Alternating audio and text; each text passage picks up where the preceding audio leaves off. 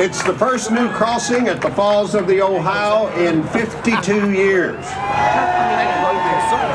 As you can tell, it's made of concrete and steel, and it is a very sturdy bridge. But what makes it sturdy is not only the material that you see, it is also the material that you don't see.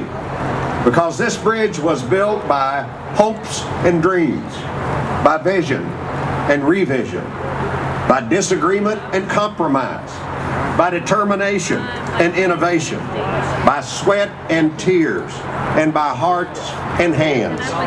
It took hundreds of hard-working men and women to turn endless talk into something you can walk and drive across. We want to give thanks to the workers of Walsh Construction. Let's hear it for Walsh Construction. The Kentucky Transportation Cabinet, let's hear it for them.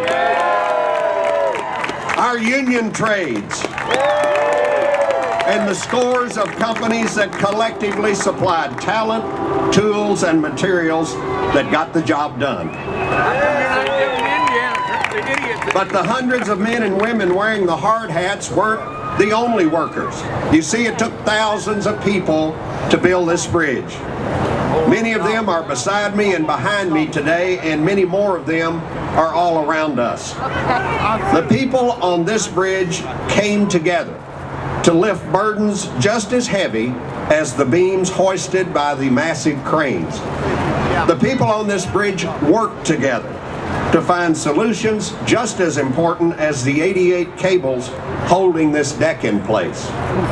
The people on this bridge believed together, truly believed, that our citizens deserved a better, safer, smarter transportation system to keep traffic flowing and business growing for our children and our grandchildren. This bridge was talked about for 4 decades.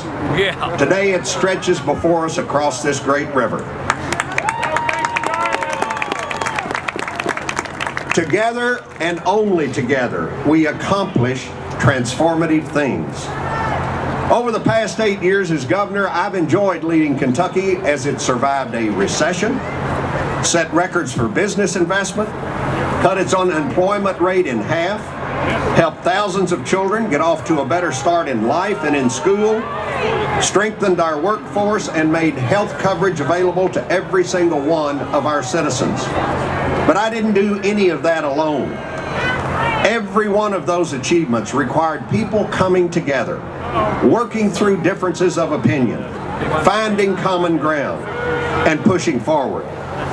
Today, once again, we see physical proof of what you can do when you act not as dividers, but as bridge builders. And quite literally, you can build a bridge.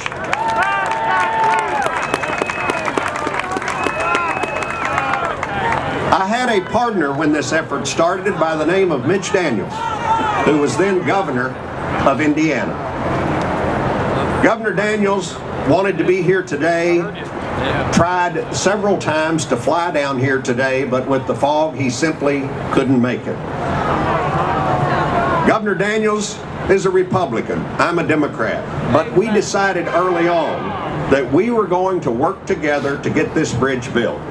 And so we spent a lot of time together on the phone, cutting red tape, and jumping hurdles. I appreciate his commitment and partnership, and I'm going to read a short statement that Governor Daniels sent.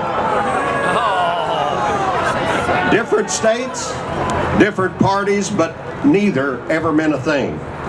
Indiana and Kentucky went to work, tackling their infrastructure problems while the nation and most states just dithered and wrung their hands.